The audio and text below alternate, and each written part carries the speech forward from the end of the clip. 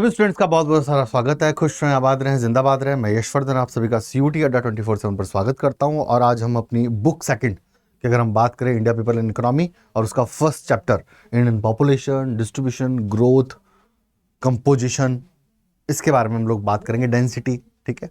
तो पॉपुलेशन क्या होती है ये हमने फंडामेंटल ऑफ ह्यूमन ज्योग्राफी में पढ़ लिया, ठीक है ना। पॉपुलेशन जो होती है किसी भी देश की एक सरफेस पर फैली हुई जो लोग हैं, ह्यूमंस हैं, पीपल है, उसे हम पॉपुलेशन कहते हैं। ये पॉपुलेशन हर एक देश के लिए वेल्थ होती है, ये एक बहुत बड़ा ह्यूमन रिसोर्सेज होता है। पॉपुलेशन की डेंसिटी जो होती है वो अगर हम बात करें तो पर स्क्वायर किलोमीटर में हम देखते हैं।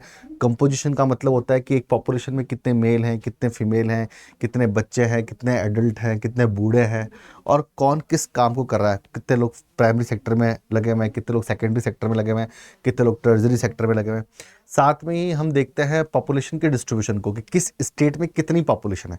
तो यहाँ पे हम डेंसिटी पढ़ेंगे कि सबसे ज़्यादा डेंसिटी किस स्टेट में, सबसे ज़्यादा पर स्क्वायर किलोमीटर में कितने लोग रहते हैं किस स्टेट में। साथ में हम कंपोजिशन देखेंगे, मेल एंड फीमेल देखेंगे, चाइल्ड्स देखेंगे, एडल्ट्स देखेंगे, बुजुर्ग देखेंगे। साथ में कौन सा वर्ग किस काम से जुड़ा हुआ है, किस इकोनॉमिक एक्टिविटी जुड़ा हुआ है। साथ में ही हम लोग जो है डिस्ट्रीब्यूशन देखेंगे स्टेट वाइज। तो ये हम इस लेसन में पढ़ने वाले हैं मोटा मोटी, ठीक है। आ जाए, सबसे पहले क्या करेंगे, सबसे पहले चैनल को लाइक करेंगे, क्लास को शेयर करेंगे, और सबसे इंपॉर्टेंट चैनल को सब्सक्राइब करेंगे। प्लेलिस्ट जो है वो डिस्क्रिप्शन में दे रखी है, उस प्लेलिस्ट को फॉलो करें। फर्स्ट बुक कंप्लीट हो चुकी है आपकी, फर्स्ट बुक के सभी लेसन्स और साथ के अंदर ही उनके थ्योरी के वन शॉट और क्वेश्चंस के वन शॉट दिए हुए हैं। साथ ही में ये जो वन शॉट्स के जो हम दे रहे हैं आपको, उसके जो नोट्स हैं वो आपको सीयूटी अड्डा 24/7 जो चैनल है आपका, उसके टेलीग्राम चैनल पे आपको ये नोटशीट्स मिल जाएंगी। साथ ही ऐप डाउनलोड करें, उसके बारे में आगे बात करेंगे। तो पॉपुलेशन, ठीक है ना, वेल्थ है ये हर एक कंट्री की। तो इंडियन पॉपुलेशन देखते हैं कि इंडिया में पॉपुलेशन की स्थिति क्या है। अगर हम अभी करंट वर्ल्ड सिनेरियो की बात करें तो इंडिया की पॉपुलेशन जो है वो चाइना को भी पीछे छोड़ चुकी है, ऐसा एक सिनेरियो है। लेकिन हमारे पास 2011 के सेंसस है, और 2011 के सेंसस होने की वजह से अभी हमारा जो आंकड़ा या पैरामीटर है वो चाइना के नीचे है। मतलब चाइना वर्ल्ड में फर्स्ट है और हम सेकंड है पॉपुलेशन में, ठीक है। और पॉपुलेशन के अंदर सेकंड होने की वजह से हमारे रिसोर्सेज का डिस्ट्रीब्यूशन बहुत इंपॉर्टेंट है। देश में गरीबी भी है, ठीक है ना, देश में भुखमरी भी हो जाती है, ठीक है ना, देश में रोजगारों की कमी होती है। हम अक्सर इन चीज़ों के बारे में बातचीत करते हैं। क्यों करते हैं? हेल्थ फैसिलिटी सबको नहीं मिल पाती है, ठीक है, क्योंकि पॉपुलेशन बहुत ज़्यादा है, ठीक है ना। और बड़ी पॉपुलेशन, और हम बात करते हैं ना, जब हम कंपैरिजन करते हैं, नॉर्वे, फिनलैंड, इतने इतने से देश हैं, बहुत छोटे छोटे से देश हैं, ठीक है ना। इनका कंपैरिजन में मैं करके बताऊंगा मैं आपको कि हमारे कुछ एक स्टेट्स ही पूरे यूरोप को कवर कर लेते हैं, ठीक है ना, और डाइवर्सिटी के साथ मौजूद है, ठीक है। तो चलिए पॉपुलेशन को देखते हैं और पढ़ते हैं। इंडियन पॉपुलेशन हम फंडामेंटल्स फर्स्ट बुक में पढ़ चुके हैं पॉपुलेशन के सब, ठीक है ना, तो उनके बारे में डिस्कशन नहीं होगा, नहीं तो वो एक बात, एक चीज का एक रिवीजन ही होगा बार बार। चले भाई, तो पॉपुलेशन देखते हैं क्या है। इंडियन पॉपुलेशन समझ रहे हैं और देख रहे हैं, ठीक है। The India is the second most populous country after the China in the world with the total population is 1210 million, 121 crore 2011 में। क्योंकि हमारे पास 2011 के बाद हमारे सेंसस नहीं हुए, क्योंकि कोरोना आ गया था। हर 10 साल बाद होते हैं सेंसस, तो 2021 में सेंसस नहीं हुए क्योंकि कोरोना था। तो शायद अब 2025 या 26 में हमारे सेंसस होंगे, तो उसके अकॉर्डिंग हम सेकंड रैंक पे है। लेकिन जो वर्ल्ड जो फोरम है वहां पर हमें फर्स्ट रैंक घोषित कर दिया गया है, तो वो उनको जाना है। हम तो हमारे अकॉर्डिंग पढ़ेंगे, तो हमारे अकॉर्डिंग जो है सेकंड रैंक है, according to NCERT, according to 2011 census. Clear cut. India is the population is larger than the total population of the North America, South America, Australia put together. तो India की population जो है north America से ज्यादा है, south America ज्यादा है और ऑस्ट्रेलिया ज्यादा है। इन तीनों को साथ रख लोगे तो भी इंडिया की पॉपुलेशन जो है वो मैच नहीं कर पाएंगे। इतनी बड़ी पॉपुलेशन है और डाइवर्सिटी के साथ पॉपुलेशन है।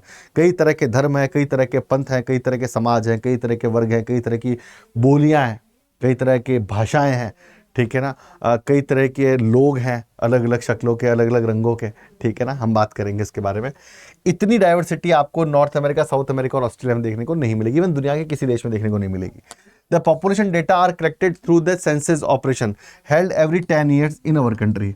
हर 10 साल में होता है, लेकिन इस बार नहीं हुआ क्योंकि कोरोना चल रहा था। 2001 में हुआ, फिर 2011 में हुआ, फिर 2021 में होना था, लेकिन कोरोना फैला हुआ था, देश वैसे ही कोरोना से जूझ रहा था, इस वजह से ये नहीं हुआ, ठीक है। चले भाई, तो 3 मोस्ट है कि एक तो सेकंड रैंक पे हम लोग, ठीक है। फिर दूसरा जो है नॉर्थ अमेरिका, साउथ अमेरिका और ऑस्ट्रेलिया को अगर मिला दें तब भी हमारी पॉपुलेशन बहुत ज़्यादा है। साथ में हर 10 साल में हमारा पॉपुलेशन काउंट होता है। पहला पॉपुलेशन काउंट जो हुआ था वो 1872 में हुआ था, ठीक है ना। फिर जो रियल काउंट हुआ था वो 1881 में हुआ था। यहाँ से हमारा पॉपुलेशन काउंट को मेजर करना शुरू करता है, ठीक है ना, जो कि साइंटिफिक मेथड से हुआ था। कंप्लीट सेंसस जो हुए थे 1881 में। Distribution of population. अब डिस्ट्रीब्यूशन ऑफ पॉपुलेशन का मतलब क्या है यहाँ पर? अगर हम डिस्ट्रीब्यूशन ऑफ पॉपुलेशन की बात करें तो भारत के अंदर पॉपुलेशन का डिस्ट्रीब्यूशन किस हिसाब से है? जितने भी स्टेट्स हैं भारत के अंदर, चाहे वो स्टेट्स हो या यूनियन टेरिटरीज हो, कहीं कम पॉपुलेशन है तो कहीं ज़्यादा पॉपुलेशन है, ठीक है ना। पॉपुलेशन के 3 मेथड इंपॉर्टेंट की फैक्टर्स हैं, एक तो बर्थ रेट होता है, एक डेथ रेट और एक माइग्रेशन। अपन ने पढ़ा था बर्थ, डेथ और BDM, बर्थ, डेथ और माइग्रेशन। तो किसी भी स्टेट में अगर बर्थ रेट ज़्यादा है, लोग बाहर से ज़्यादा आके रह रहे हैं, उस स्टेट का ऑटोमेटिक पॉपुलेशन बढ़ जाएगा।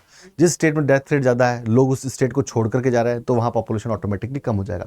साथ में ही पॉपुलेशन कंट्रोल को एजुकेशन और हेल्थ फैसिलिटी से भी जोड़ करके देखा जाता है, ठीक है। चलें भाई, तो ये पूरे के पूरे स्टेट है। हर एक स्टेट के अंदर अगर हम पॉपुलेशन डिस्ट्रीब्यूशन देखेंगे अलग दिखेगा ना। अगर हम उत्तर प्रदेश की बात कर लें, बिहार की बात कर लें, महाराष्ट्र की बात कर लें, राजस्थान की बात कर लें, ठीक है ना, बंगाल की बात कर लें, तो आपको इन एरियाज में पॉपुलेशन का ज़्यादा दिखाई देगा। अगर हम केरल की बात कर लें, ठीक है ना, अगर हम पंजाब की बात कर लें, हिमाचल प्रदेश की बात कर लें, या फिर नॉर्थ ईस्ट स्टेट्स की बात कर लें, तो वहाँ पॉपुलेशन हमको कम दिखाई देगा। और इनके रीजन्स हम पढ़ चुके हैं, है ना, फिजिकल फैक्टर्स, इकोनॉमिकल फैक्टर्स हम लोग देख चुके हैं कि पॉपुलेशन ज़्यादा कब होती है और पॉपुलेशन कम कब होती है, ठीक है। चले भाई, तो India is the highly uneven pattern of the population distribution. Population distribution uneven कब होगा? जब रिसोर्सेज अनइवन होंगे, एम्प्लॉयमेंट अनइवन होगा, हेल्थ एजुकेशन अनइवन होगी, तब जो डिस्ट्रीब्यूशन है वो भी अनइवन हो जाएगा पॉपुलेशन का। UP is the largest share of the population followed by the Maharashtra, Bihar and West Bengal. तो सबसे ज़्यादा जो है वो यूपी की है, उस पॉपुलेशन 22-23 करोड़ के आसपास है, फिर महाराष्ट्र, फिर बिहार, फिर वेस्ट बंगाल, ठीक है। UP, Maharashtra, Bihar, West Bengal, Andhra Pradesh along with the Tamil Nadu, Madhya Pradesh, Rajasthan, Karnataka, Gujarat together account of the 76% of the total population of the country. तो अगर इस मैप पे अगर हम देखें तो ये आपका, ठीक है ना, ये आपका, ये आपका, ठीक है ना, ये आपका, ये स्टेट, साथ में आपका कर्नाटक है, तमिलनाडु है, राजस्थान है, ठीक है ना, ये स्टेट मिलकर के 76% of total population Madhya Pradesh है, कंप्लीट कर लेता है इंडिया की, ठीक है। On the other hand the share of the population is very small in the like Jammu Kashmir, जो हिमालय रीजन है, northern part, northern western part और नॉर्दर्न ईस्टर्न पार्ट। याद करने का एक अच्छा सा तरीका है। कौन कौन से पार्ट हैं अगर हम बात करें? अगर हम बात कर लें जो हल्के रंग में है, ये जो बहुत डार्क कलर्स में नहीं है, अगर हम बात कर लें, ये हिमालय रेंज है, नॉर्दर्न वेस्टर्न पार्ट। तो नॉर्थ वेस्ट पार्ट की बात करें, जम्मू की बात करें, लद्दाख की बात कर ले, हिमाचल प्रदेश की बात कर ले, उत्तराखंड की बात कर ले, यहाँ पॉपुलेशन कम है। साथ में हम बात कर ले नॉर्दर्न ईस्टर्न पार्ट, तो नॉर्दर्न ईस्टर्न पार्ट में भी अरुणाचल प्रदेश, नागालैंड, मणिपुर, मिजोरम, त्रिपुरा, मेघालय, इनकी पॉपुलेशन हमको कम देखने को मिलती है, ठीक है ना, क्योंकि हिली एरियाज है, रिसोर्सेज इतने नहीं है, सबसे इंपॉर्टेंट बात है, ओके। तो इन सब वजहों से पॉपुलेशन ज़्यादा नहीं बढ़ती है, ठीक है ना। साथ में यहाँ पर इन स्टेट्स के अंदर अगर एजुकेशन, हेल्थ फैसिलिटीज़ की बात कर लें तो वो भी ज़्यादा नहीं है। ये 2011 के अकॉर्डिंग है, लेकिन जब नए लेटेस्ट आंकड़े आएंगे तो यहाँ पर भी आपको पॉपुलेशन बढ़ी हुई दिखेगी नए फैक्ट्स के अंदर। क्यों? क्योंकि यहाँ पर अब हेल्थ फैसिलिटीज़, इंडस्ट्रीज़, एजुकेशन, ये सब ज़्यादा हो गई हैं, ठीक है। तो यहाँ पर भी आपको पॉपुलेशन अब बड़ी लगेगी, क्योंकि यहाँ से लोग माइग्रेट करके महाराष्ट्र, दिल्ली, हरियाणा, ठीक है ना, राजस्थान जैसे शहरों में आ रहे थे, तमिलनाडु, केरला के अंदर, तो माइग्रेशन से भी पॉपुलेशन कम होती है। हम पढ़ चुके हैं पहले भी, BDM, बर्थ, डेथ रेट और माइग्रेशन, ये तीनों बहुत ही इंपॉर्टेंट फैक्टर हैं पॉपुलेशन ग्रोथ के या फिर पॉपुलेशन की नेगेटिव ग्रोथ के, ठीक है। चलें भाई, तो उत्तराखंड इंस्पायर्ड दिस स्टेट, है ना, having a fairly large generation geographical area. The physical factor, the climate along with the terrain availability of the water large determine the pattern of the population distribution. Northern India plain, coastal plain, delta have the higher concentration because of the favorable physical factors. Unlikely the mountains and desert are the country where the either the too cold or too warm or dry. तो अगर हम देखें यहाँ पर, तो जो plain areas हैं, plain areas के अंदर टेरेन प्लेन होगा तो होगा क्या, इंडस्ट्री ज़्यादा लगेंगी। प्लेन टेरेन है तो नदियाँ भी हैं, प्लेन टेरेन नदियाँ हैं तो अच्छी सॉइल भी, अच्छी सॉइल है तो एग्रीकल्चर भी होगी, एग्रीकल्चर भी होगी तो इकोनॉमिक एक्टिविटीज़ भी चलेंगी। तो ये जो एरियाज दिख रहे हैं यहाँ पर पॉपुलेशन ज़्यादा है, जबकि इन एरियाज़ के अंदर पॉपुलेशन कम है। साथ में वेस्टर्न राजस्थान के अंदर देखते हैं पॉपुलेशन कम है। क्यों है? क्योंकि टफ टेरेन होगा, टफ लैंडफॉर्म होगा, यानी कि माउंटेन होगा, डेजर्ट होगा, बहुत कोल्ड टेम्परेचर होगा, बहुत ड्राई टेम्परेचर होगा, ठीक है ना, बहुत ड्राई वेदर होगा तो ज़्यादा लोग वहाँ नहीं रहेंगे। लोग हमेशा अच्छे और सूदिंग एनवायरनमेंट में रहते हैं, साथ में प्लेन एरियाज में ज़्यादा रहते हैं। माउंटेन या जो डिफ़िकल्ट एरियाज है वहाँ पे लोग हमेशा कम रहते हैं, क्योंकि वहाँ पर हमको बहुत सारी जो फैसिलिटीज़ है वो नहीं मिल पाती हैं इन सिंपल मैनर। ये अपन पढ़ चुके हैं, फिजिकल फैक्टर, इकोनॉमिकल फैक्टर, ठीक ना, और सोशो पॉलिटिकल फैक्टर। ये तीन फैक्टर जो हैं, ये तीन फैक्टर अगर नेगेटिव हैं तो पुश फैक्टर का काम करते हैं, अगर ये तीन फैक्टर पॉजिटिव है तो पुल फैक्टर का काम करते हैं। ठीक है, चले भाई। इसलिए इस लेसन को अगर पढ़ना है आपको, तो आपको वन शॉट के अंदर फंडामेंटल ऑफ ह्यूमन ज्योग्राफी के अंदर जो हमने सेकंड लेसन पढ़ा था पॉपुलेशन डिस्ट्रीब्यूशन ग्रोथ कंपोजिशन का, उसको पढ़ना बहुत जरूरी है। ठीक है ना, उसको पढ़ना बहुत जरूरी है, क्योंकि सब बातें वही रिपीट हो रही है। बस अब हम उस पूरे फंडामेंटल को कहाँ कोरिलेट कर रहे हैं, हम कोरिलेट कर रहे हैं इंडिया की पॉपुलेशन से। Social economic factors, the evolution of the settled agriculture and agriculture development pattern of the human settlement development और ट्रांसपोर्ट नेटवर्क, ह्यूमन डेवलपमेंट की बात कर ले, ह्यूमन सेटलमेंट्स की बात कर ले तो बस्तियों का बनना, ठीक है ना, अर्बन एरियाज का बनना, एडमिनिस्ट्रेटिव टाउन्स का बनना, कल्चरल टाउन्स का बनना, ठीक है ना। तो जितने अच्छे टाउन्स बनेंगे, ठीक है ना, वहाँ पर फैसिलिटीज़ भी अच्छी होंगी, और जब फैसिलिटीज़ अच्छी होंगी वहाँ पर साथ के अंदर बेसिक एम्यूनिटीज़ होंगी, साथ में एम्प्लॉयमेंट होगा, इंडस्ट्रीज़ होंगी, तो लोग ज़्यादा रहेंगे। ठीक है, ट्रांसपोर्ट नेटवर्क अच्छा होगा, इंडस्ट्रियलाइजेशन, अर्बनाइजेशन होगा, significant factor in the determine the population distribution. तो जहाँ पर भी इंडस्ट्रियलाइजेशन है, अर्बनाइजेशन है, तो वहाँ पर एम्प्लॉयमेंट है, एम्प्लॉयमेंट वहाँ पर ज़्यादा लोग रहेंगे। इसलिए हम देखते हैं कि यूपी से, बिहार से, बहुत झारखंड, छत्तीसगढ़ से बहुत सारे लोग माइग्रेट करके जो है महाराष्ट्र, दिल्ली, गुड़गांव, पुणे, बैंगलोर, ठीक है ना, जयपुर, गांधीनगर, अहमदाबाद जैसे शहरों में आते हैं कमाने के लिए। तो माइग्रेशन जो है एक बहुत इंपॉर्टेंट फैक्टर है पॉपुलेशन के डिस्ट्रीब्यूशन में। The favourable terrain, soil, climate access, अगर सॉइल अच्छी है, टेरेन मतलब टाइप ऑफ लैंडफॉर्म अच्छा है, ठीक है ना, वाटर है, पानी है, तो वहाँ पर लोग हमेशा ज़्यादा होंगे, वहाँ पर डेंसिटी हाई होगी, डिस्ट्रीब्यूशन हाई होगा। द मिनरल्स, इंडस्ट्रीज, ठीक है ना, and urban centres where the connective factor settlements are availables, तो वहाँ पर ज़्यादा सुविधा होंगी, वहाँ लोग ज़्यादा रहेंगे, सिंपल है। The density of the population, अब डेंसिटी की बात कर लेते हैं, सिंपल है। डेंसिटी अगर हम देखनी है, पॉपुलेशन डेंसिटी अगर हमको देखनी है यहाँ पर, तो क्या हो जाएगा, पॉपुलेशन अपॉन एरिया, है ना। तो पॉपुलेशन कितनी है, अगर मान लो कि पॉपुलेशन 10,000 है, ठीक है ना, और एरिया जो है वो 100 किलोमीटर का है, तो लगभग 100 लोग जो हैं वो पर स्क्वायर किलोमीटर रहेंगे। ठीक है, ये पॉपुलेशन अपॉन एरिया पर डेंसिटी निकाल सकते हैं। Density of population express in number of the person per unit area, it's help the getting the better understanding of the spatial distribution of the population in the relation to land. The density of the population in India is 382 person per square kilometer. Bharat के अंदर according to 2011 census 382 लोग, 382 जो लोग हैं वो पर square kilometre से रहते हैं।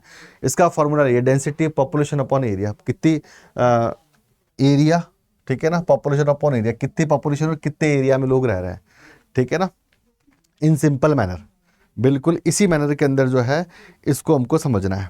ठीक है, ठीक है, ओके। यहां पर तो 382 लोग जो हैं वो डेंसिटी ऑफ पॉपुलेशन है, डेंसिटी ऑफ पॉपुलेशन।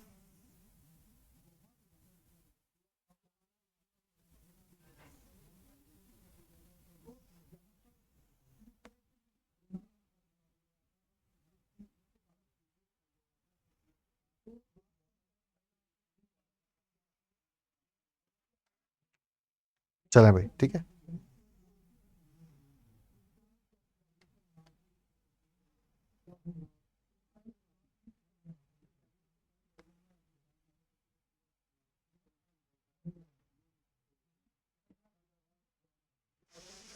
ठीक है, तो पॉपुलेशन यहाँ रख लेंगे, एरिया आपका ये हो गया, तो आपका टोटल एरिया जो है पर स्क्वायर किलोमीटर जो है लोग निकल जाएंगे। ओके, ये हम पढ़ चुके हैं बुक फर्स्ट में।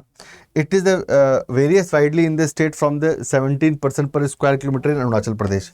जहाँ डिस्ट्रीब्यूशन पॉपुलेशन का कम है, नॉर्थ ईस्ट के स्टेट, वहाँ पर स्क्वायर किलोमीटर भी पॉपुलेशन कम है। क्यों? क्योंकि टेरेन जो है वो टफ है, बहुत सर्दी पड़ती है, माउंटेन है, रिसोर्सेज नहीं है, इंडस्ट्रियलाइजेशन नहीं है, अर्बनाइजेशन नहीं है अकॉर्डिंग टू 2011 में। लेकिन अब यहाँ पर पॉपुलेशन डेंसिटी बढ़ रही है, क्योंकि यहाँ पे अर्बनाइजेशन भी आ गया है, इंडस्ट्रियलाइजेशन भी आ गया है, ट्रांसपोर्ट नेटवर्क भी आ गया है।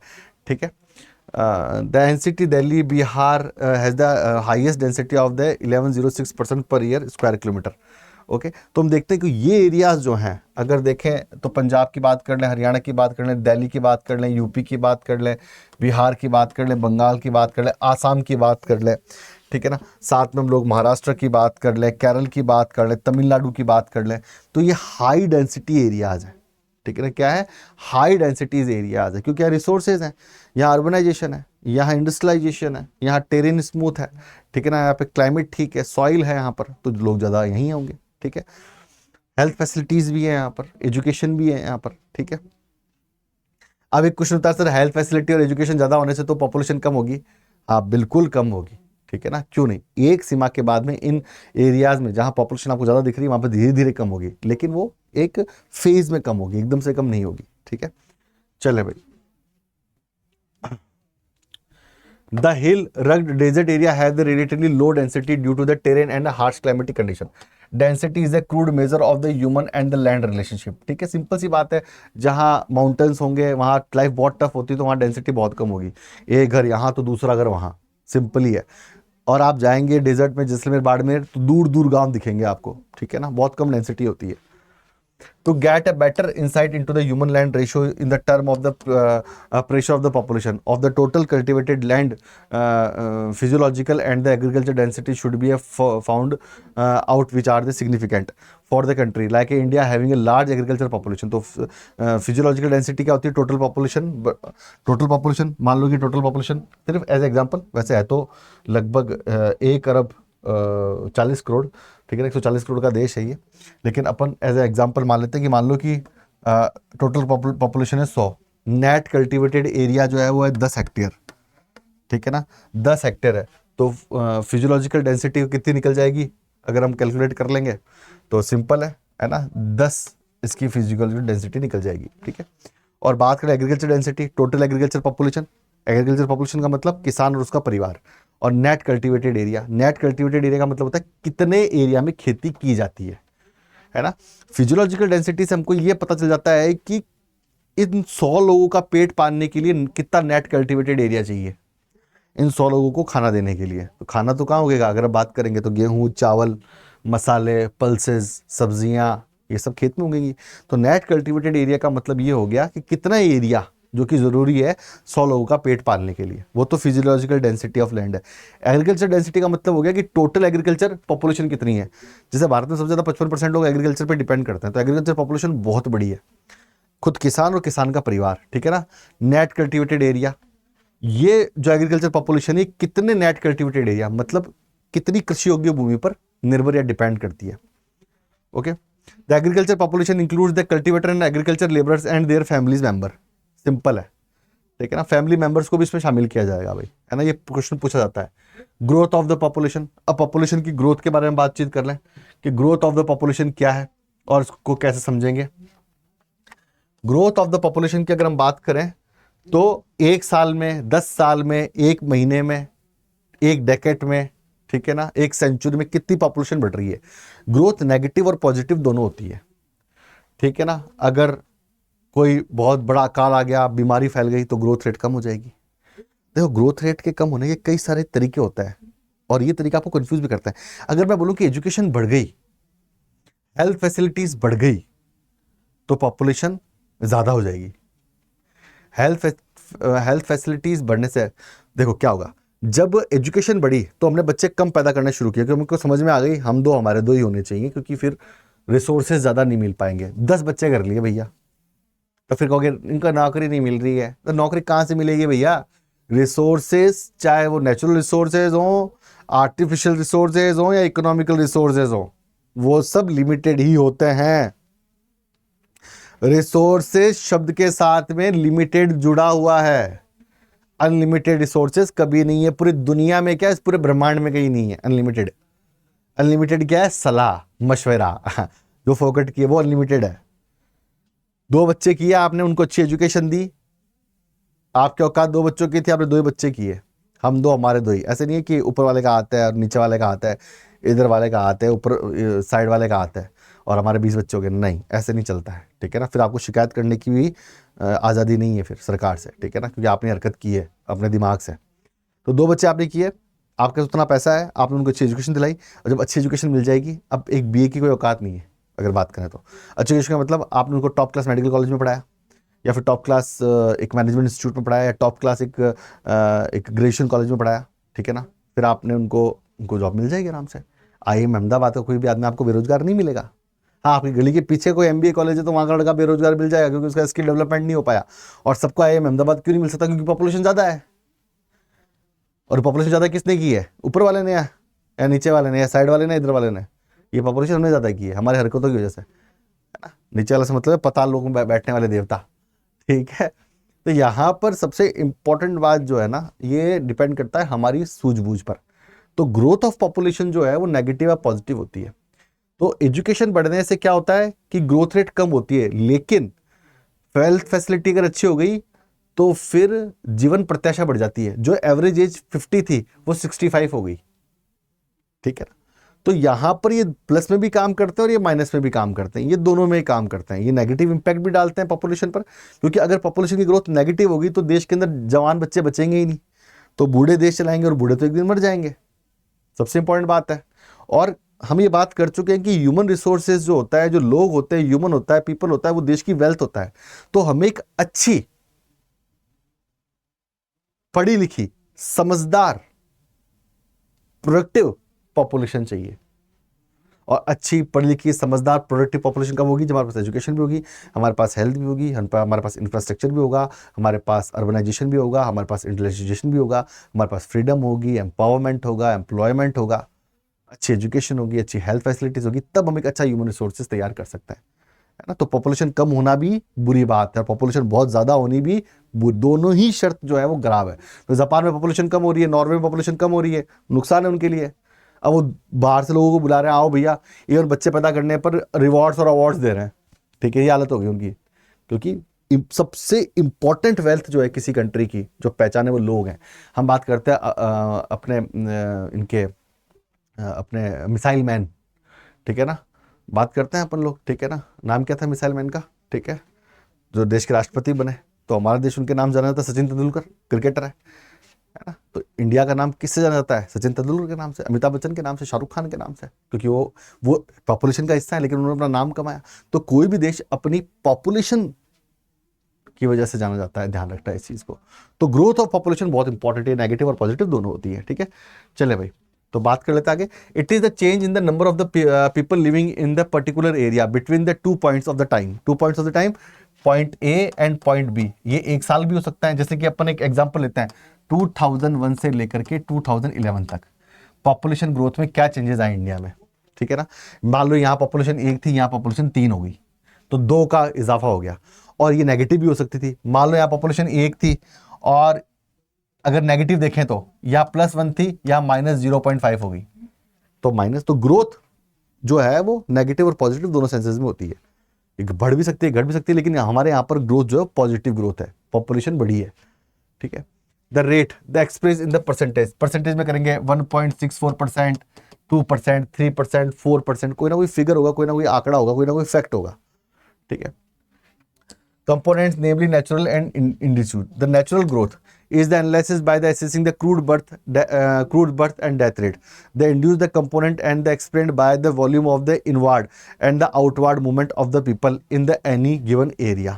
तो किसी एक एरिया में क्रूड बर्थ रेट है ना, डेथ माइनस बर्थ की बात करता है, तो क्रूड बर्थ रेट कितने बच्चे जो हैं वो 1000 लोगों पर पैदा हो रहे हैं। क्रूड बर्थ रेट और क्रूड डेथ रेट हम पढ़ चुके हैं, है ना। तो क्रूड बर्थ रेट का मतलब क्या हो गया? 1000 लोगों पर कितने बच्चे पैदा हो रहे हैं। और क्रूड डेथ रेट का मतलब क्या हो गया? 1000 लोगों पर कितने की मृत्यु हो रही है। तो उसको हम माइनस करके निकाल लेंगे तो पता चल जाएगा हमें कि वहाँ पर ग्रोथ पॉजिटिव हो रही है कि नेगेटिव हो रही है। बर्थ माइनस डेथ कर लेंगे, सिंपल है, ठीक है। The decadal and annual growth rate of the population in India are both very high and steadily increasing over time. और भारत के अंदर चाहे 10 साल की ग्रोथ रेट की बात कर ले, एनुअल ग्रोथ रेट की बात कर ले, दोनों ही बहुत हाई है, ठीक है।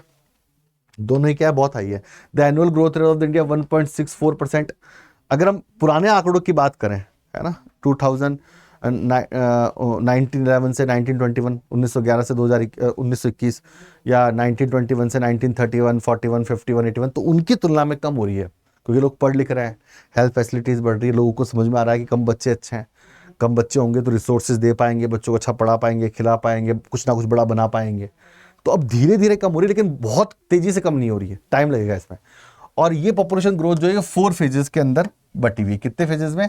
ये 4 फेजेस में बटी हुई है पॉपुलेशन ग्रोथ, ठीक है ना। कितने फेजेस हम बात करेंगे भी? 4 फेजेस में बटी हुई है पॉपुलेशन ग्रोथ। कितने फेजेस में? 4 फेजेस में। तो हम बात करेंगे 1901 से लेकर के यहां पर 4 फेजेस की अगर हम बात कर लें तो ये 4 फेजेस हो गए, 1901 से 1921 तक, फिर 1921 से 1951 तक, फिर 1951 से 1981 तक, और 81 से लेकर के अभी तक। इस तरह की ग्रोथ चार्ट हमको देखने को मिलती है, ठीक है ना।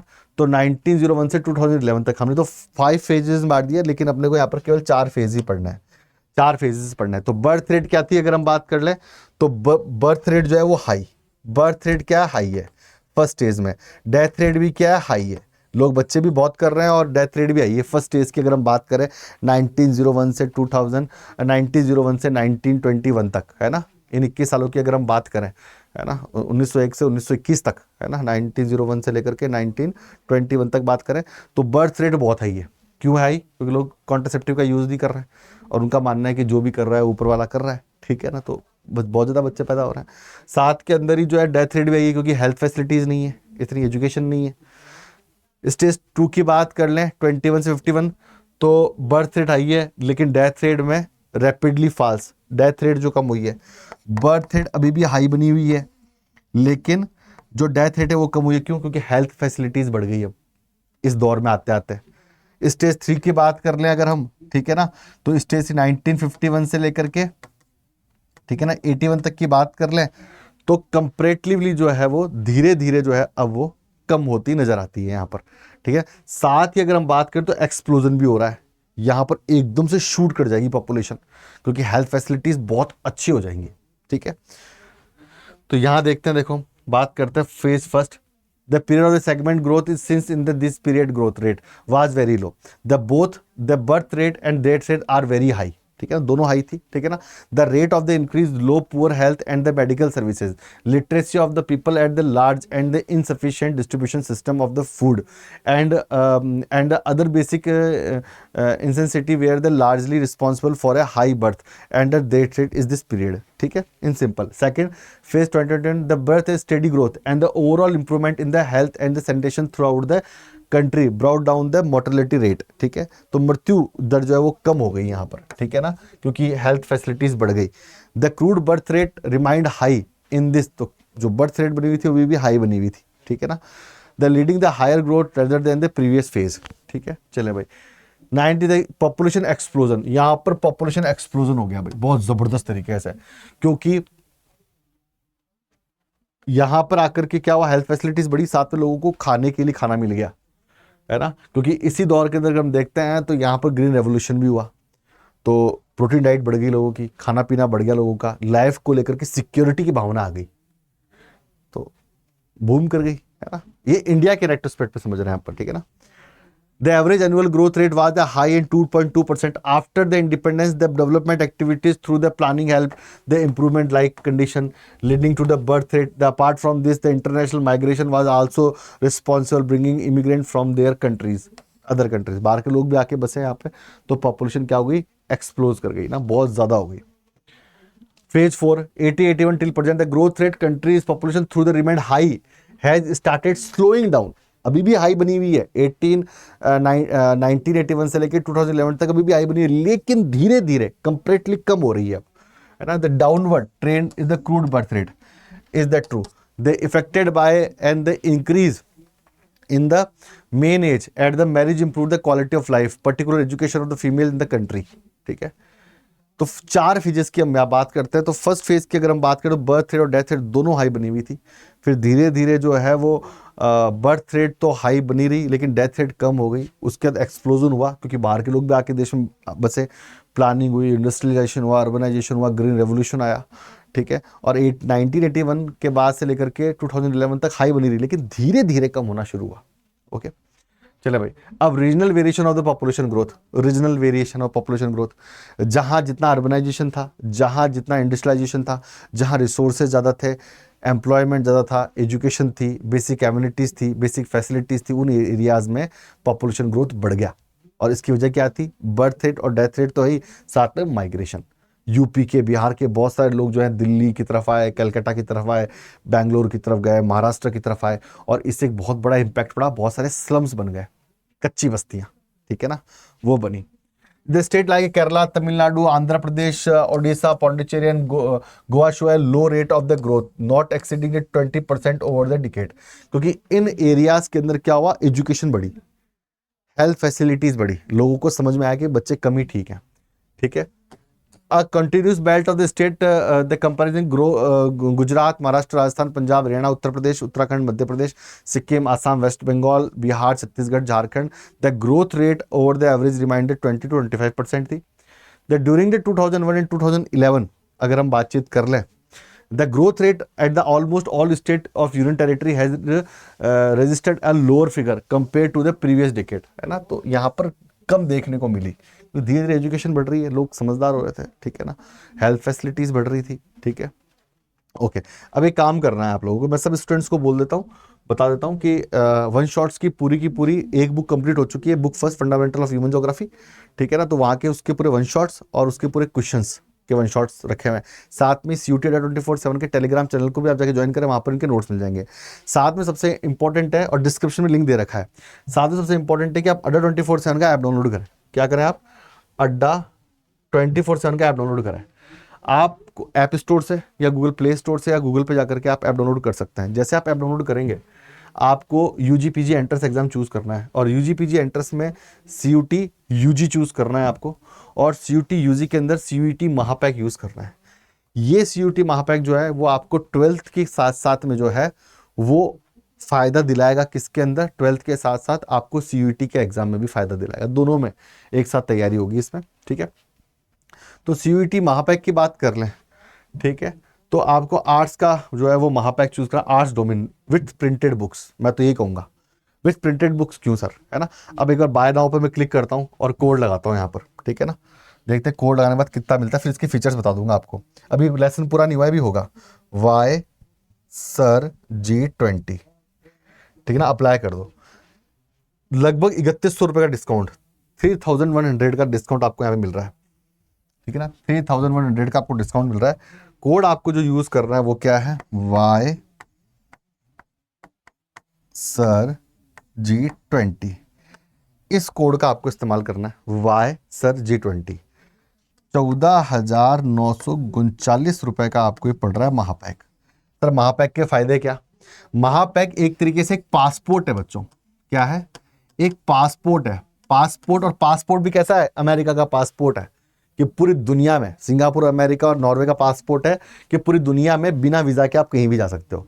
वैसे ही महापैक होता है, चाहे समर्थ बैच आए, चाहे समर्थ 3.2 आए, 2.2 आए, अम्बिशन बैच आए, प्रतिज्ञा बैच आए, सब में आपको फ्री एंट्री मिलेगी।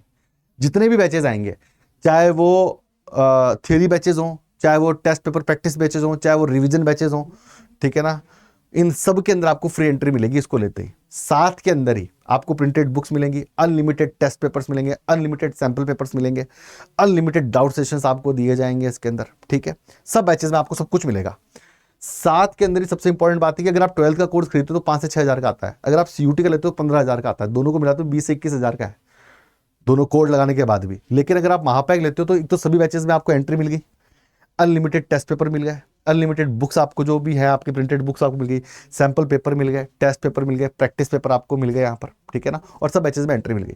तो 6 से 7 हज़ार बचेंगे भी, और साथ में आपको सब बैचेस में एंट्री भी मिल जाएगी। और हर तरह की एक्टिविटी में, चाहे रिवीजन करना हो तो रिवीजन बैच अलग से, सैंपल पेपर प्रैक्टिस पेपर के बैचेस लेने हो तो वो फिर बार बार नहीं खरीदना, बस एक बार लेना है, और बचत भी हो रही है और फायदा भी हो रहा है। अब इसमें सुविधाएं क्या क्या है? इसमें आपको लाइव प्लस रिकॉर्डेड बैच मिलेंगे पूरा 1 साल तक, जब तक आपके 12th के एग्जाम खत्म हो जाए, 12th के एग्जाम के बाद में CUT के एग्जाम खत्म हो जाए और CUT का रिजल्ट ना आ जाए, तब तक के लिए ये बैच 2025 के लगभग जुलाई अगस्त तक के लिए, ठीक है ना, जब तक आपका रिजल्ट और फाइनल ना हो जाए पेपर लगने के बाद तक। तो लाइव प्लस रिकॉर्डेड बैच जितने भी बैचेस आएंगे सब में आपको एंट्री मिलेगी, चाहे वो रिवीजन बैच हो, चाहे वो प्रैक्टिस पेपर बैच हो, चाहे वो थ्योरी बैचेस हो, ठीक है ना। साथ के अंदर आपको इसमें DPPs तो डेली मिलेंगी, अनलिमिटेड प्रैक्टिस पेपर्स, साथ में प्रैक्टिस पेपर के बैचेस भी अलग से मिलेंगे आपको, अनलिमिटेड सैंपल पेपर्स, अनलिमिटेड आपको जो है वो डाउट सेशंस मिलेंगे इसके अंदर। साथ में आपको रिवीजन बैचेस भी इसमें फ्री मिल जाएंगे। रिवीजन बैच जो होता है आप हमारा, वो भी आपको फ्री मिल जाएगा। साथ में हमारी personal email ID YASHWARDHAN yashvardhan.SINGH@adda247.com, ये मेरी पर्सनल ईमेल आईडी है। आप इस पर ईमेल करें, फिर अपना हमारा ग्रुप बन जाएगा एक, और एग्जाम तक हम आपको हेल्प करेंगे। इसमें क्या कुछ मिलेगा CUET महापैक में? सब बैचेस तो आपको फ्री मिल ही रहे हैं, अनलिमिटेड पेपर मिल रहा है, बुक्स मिल रही हैं, रिवीजन बैचेस मिल रहे हैं, जितने बैचेस आएंगे सब में आपको एंट्री मिलेगी। साथ में इसके अंदर हम क्या दे रहे हैं आपको? GT, ठीक है ना, plus language, quant, reasoning, GK, language आपको मिल रही है। साथ में 4 डोमेन हम ऑफर कर रहे हैं इसमें आपको। हम आपको ऑफर कर रहे हैं इसके अंदर, मोइन सर आपको पढ़ाएंगे पॉलिटिकल साइंस, हिस्ट्री आपको पढ़ाएंगे नीता मैम, प्रिंस सर आपको पढ़ाएंगे इकोनॉमी, और मैं ईश्वरधन आपको पढ़ाऊंगा ज्योग्राफी, ठीक है ना। पूरे साल भर सब कुछ आपको मिल रहा है इसके अंदर। वाई सर G20 कोड लगाना है, 14,939 रुपए का ये महापैक है। तो लाइफ जिंगा लाला कर लो इसको लेकर के, ठीक है ना। चले भाई, ये तो हुआ हमारा महापैक का खेल। वाई सर G20 कोड को याद रखना, और मेरी ईमेल आईडी को, ये मेरी ईमेल आईडी है, ठीक है ना, yashvardhan.singh@adda247.com। चलो भाई, अब आते हैं यहाँ पर। At the present, at the share of the adolescent the up to the age group of the 10 to, मतलब जो एडल्ट बच्चे हैं 10 to 19 year, is the about 20.9% 2011 के according. Among which the male adolescent is the 52.7% and the female adolescent is the 47.3%। इसलिए हमारे देश को जवानों का देश कहा जाता है, कि पूरी दुनिया भर में इतने जवान नहीं जितने हमारी जो पॉपुलेशन है उसे यंग पॉपुलेशन कहा जाता है। इसलिए दुनिया भर की जो बड़ी बड़ी इंडस्ट्रीज है वो हमारे देश में आ रही है, क्योंकि यूथ पॉपुलेशन को रोजगार चाहिए, और बहुत सारी बड़ी बड़ी कंपनियों को जो है वो सस्ती लेबर चाहिए, ठीक है ना, ह्यूमन रिसोर्सेज चाहिए। और हमारा ह्यूमन रिसोर्सेज पढ़ा लिखा भी है, और यहाँ पर जो है कम पैसे में भी लोग काम करने के लिए तैयार है। कम पैसे मतलब एक इज्जतदार तनख्वाह पर भी। अमेरिका की तरह नहीं है कि 5 दिन काम करेंगे और सैटरडे संडे पार्टी करेंगे, यहाँ पर लोग संडे को भी काम करेंगे, ठीक है। The government of the India has undertaken the certain policy to impart proper education to the adolescent group, so that the talents are the better channelized and the properly utilized। तो youth policies निकाली है कि जो ये young population है उसकी capacity को, उसके प्रोडक्शन को, उसके पावर को यूटिलाइज किया जा सके और देश को आगे बढ़ाया जा सके, ठीक है। तो द नेशनल यूथ पॉलिसी निकाली गई है। One example which has been the design to look into the overall development of the over the large youth and the adolescent population.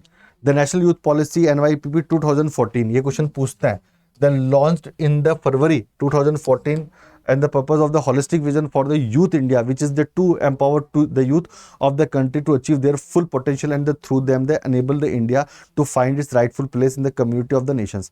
तो youth जब empower होगा तो हमारा देश आगे बढ़ेगा ही बढ़ेगा। बड़े बड़े engineers, doctors, civil servants, politicians, ठीक है ना, रिसर्चर्स, ठीक है ना, इस देश से बाहर निकलेंगे, ठीक है। The government of the India also formulated the national policy of the skill development and entrepreneurship 2015, ठीक है ना। अभी है ना स्टार्टअप इंडिया, स्किल इंडिया, वो 2015 में आई। तो यूथ पॉलिसी 2014 में, और national policy for the skill development and entrepreneurship I 2015 के अंदर। They provide the umbrella framework for the skill activities being the carried out with the country, and they align these common standard and link skill with the demand centers। अब population composition की बात कर ले। Population composition का मतलब ये है कि फीमेल कितने हैं, मेल कितने हैं, कितने एज ग्रुप्स में है, जेंडर रेशो क्या है, ठीक है ना। साथ में ही बूढ़े लोग कितने हैं, कौन से लोग किन कामों में लगे हुए हैं, ठीक है ना। कि भाषा बोलने वाले कितने लोग हैं, पर्टिकुलर हिंदी बोलने वाले या तमिल बोलने वाले, ठीक है ना। कितने अलग अलग रिलीजियस जो है लोग हैं, कितने धर्मों के लोग हैं, कितने जातियों के लोग हैं, उसे कंपोजिशन कहते हैं कि भाई पॉपुलेशन बनी कैसे है, इसमें किस किस तरह के लोग हैं, ठीक है ना। तो study with the coverage of the age, sex, residence, ethnic characters, tribes, language, religion, literacy, education, marital status, occupation characteristics, के लोग किसानी कर रहे हैं या रोजगार कर रहे हैं, इंजीनियर्स हैं, मैरिड है कि अनमैरिड हैं, एजुकेशन कितनी पढ़े लिखे हैं, लिटरेसी रेट क्या है, लैंग्वेज कौन कौन सी भाषाएं बोलते हैं, रिलीजन किस किस से जुड़े हुए हैं, एज कितनी है 10 से 19 तक, 19 से 58 तक, सेक्स रेशो की बात करते हैं, रेजिडेंस की बात करते हैं। The rural urban composition. The composition of the population by their places of the residence is the important indicator of the socio-economic status. The country is 68.8 live in the villages. आज भी हमारे देश में जो लगभग 69% लोग हैं वो विलेजेस में रहते हैं और प्राइमरी एक्टिविटी में इंडल्ज हैं, प्राइमरी एक्टिविटीज में लगे हुए हैं. The UT has a smaller percentage of the small rural population. जो यूनियन टेरिटरीज है, ठीक है ना, वहाँ पर स्मॉलर परसेंटेज है रूरल का. वहाँ पर ज़्यादातर लोग शहरों में रहते हैं. दादर नगर हवेली, लक्षद्वीप, अंडमान निकोबार, पौंडीचेरी, दिल्ली, NCR, चंडीगढ़, ठीक है. Okay. The distribution of the rural population reveals the both the inter state level, the relative degree of the urbanisation and extend to the rural urban migration regulated the conservation of the rural people. और इसी वजह से जो है वो rural urban migration भी बहुत होता है. कोई गाँवों में रोजगार नहीं होता तो लोग गाँवों से निकल करके अर्बन एरिया में जाते हैं और अर्बन एरियाज़ में बहुत सारी पॉपुलेशन बढ़ जाती है, उससे स्लम्स बनते हैं फिर, लाइक बॉम्बे, बेंगलुरु, पुणे, दिल्ली, गुड़गांव, जयपुर, चंडीगढ़, ठीक है. The urban population has the increase in the almost all the states UTs as result of the development in socio economic condition and rural urban migration.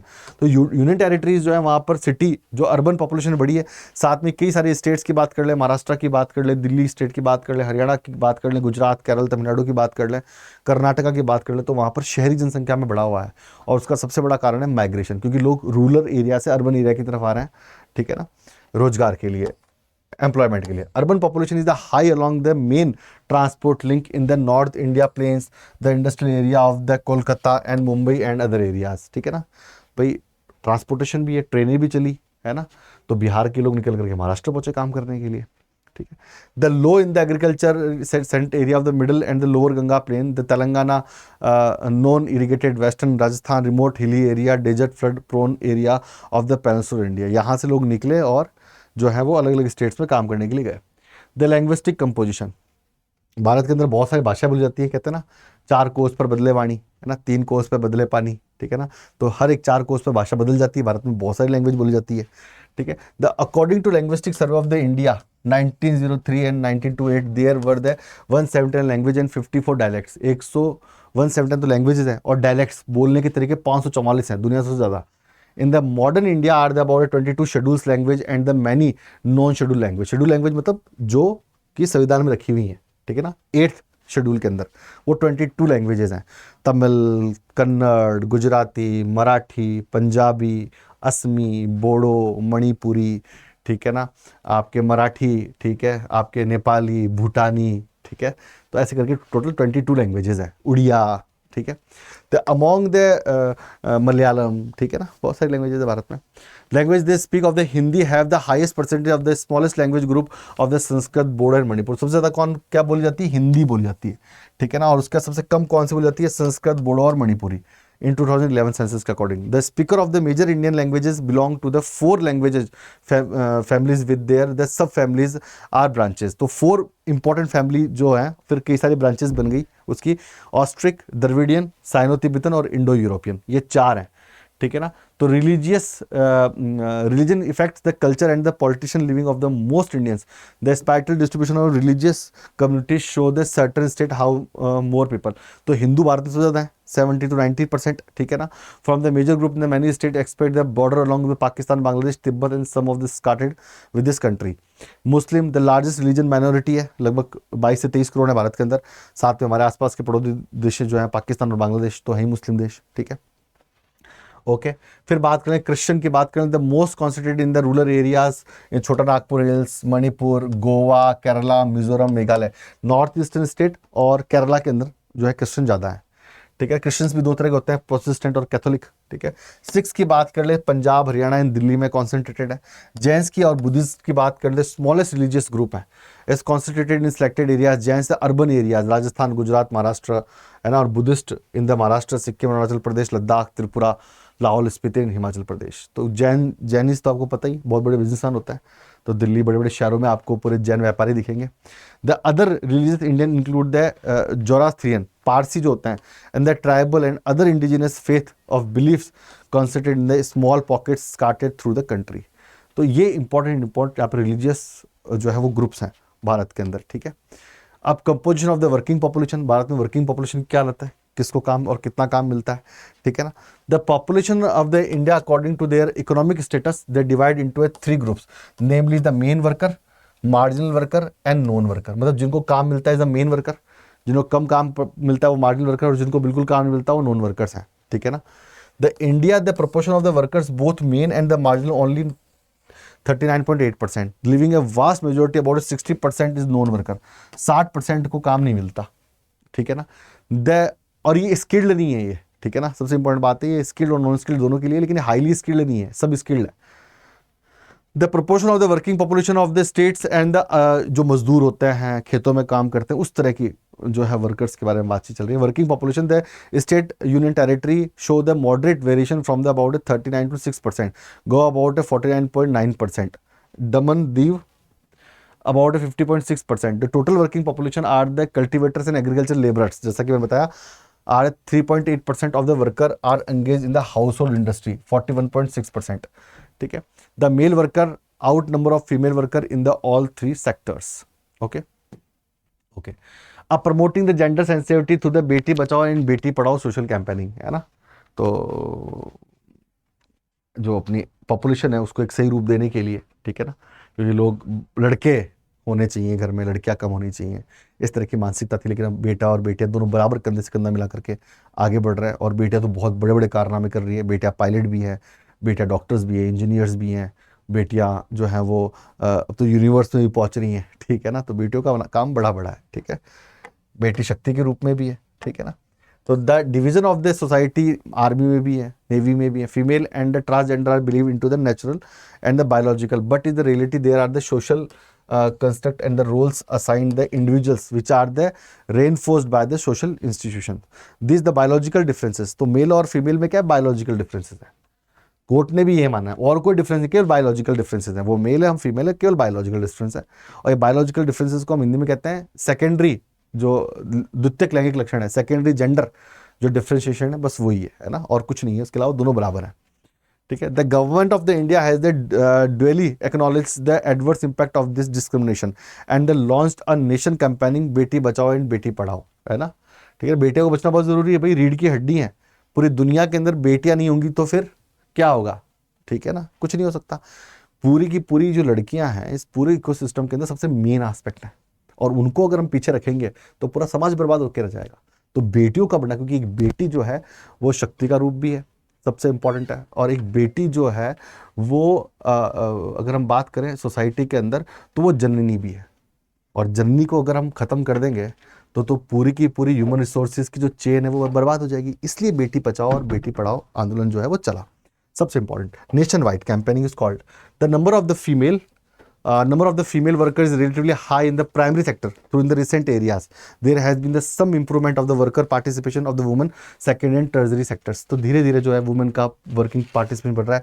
Secondary की बात करें या टर्जरी की बात करें, मैन्युफैक्चरिंग्स में बात करें या फिर सर्विस सेक्टर में बात करें, लगातार पार्टिसिपेशन बढ़ता जा रहा है। ओके, चलें भाई, तो यहाँ पे जो है अगर हम बात कर लें तो, और बात कर लें highly urbanised area like Delhi, Chandigarh and Pondicherry have a very large proportion of the worker being the engaged in the other services, ठीक है। ओके, तो हम बात करें शहरी सेक्टर में लोग जो हैं वो अगर हम बात कर लें तो सर्विस सेक्टर में लगे हुए हैं, ठीक है ना। और अगर नंबर ऑफ फीमेल वर्कर्स की बात कर लें हाई इन प्राइमरी सेक्टर, तो फीमेल वर्कर जो हैं वो प्राइमरी सेक्टर में ज़्यादा लगी हुई है, गाँवों के अंदर खेती ज़्यादा करती हैं लड़कियाँ, और शहरी सेक्टर के अंदर जो है वो सेकेंडरी और टर्जरी सेक्टर में भी अब धीरे धीरे इंक्लूड हो रही हैं, ठीक है ना। ओके, चलें भाई, तो अब आपको जो है वो क्या करना है, अब आपको जो है वो सबसे इंपॉर्टेंट बात है, आपको ऐप डाउनलोड करना है, सबसे इंपॉर्टेंट बात है। साथ ही आपके जो है डिस्क्रिप्शन के अंदर प्लेलिस्ट दे रखी है, उस प्लेलिस्ट को आपको जाके देखना है, वहाँ पर फर्स्ट बुक के पूरे 1 शॉट्स आ चुके हैं, और आपको जो नोट्स हैं वो CUT@24/7 के टेलीग्राम चैनल में मिल जाएंगे। आपको ऐप डाउनलोड करना है, महापैक आपको लेना है, ठीक है ना, सबसे इंपॉर्टेंट बात है। वाई सर G20 कोड लगाना है, आपको क्या लगाना है, वाई सर G20 आपको कोड लगाना है। 14,939 रुपये का आपको ये बैच पढ़ने वाला है। इसमें सभी बैचेस में आपको एंट्री मिल जाएगी, चाहे रिवीजन बैच हो, पेपर बैच हो, प्रैक्टिस सेट बैच हो, ठीक है ना, समर्थ हो, प्रतिज्ञा हो, आपका सभी एम्बिशन बैचेस हो, और पूरे साल तक हम आपको उसमें तैयारी कराते हैं, 12 + CUT दोनों, ठीक है ना। साथ में yashvardhan.singh@adda247.com मेरा email ID भी है। तो जुड़े रहें CUT@24/7 के साथ में। खुश रहें, आबाद रहें, जिंदाबाद रहें। धन्यवाद।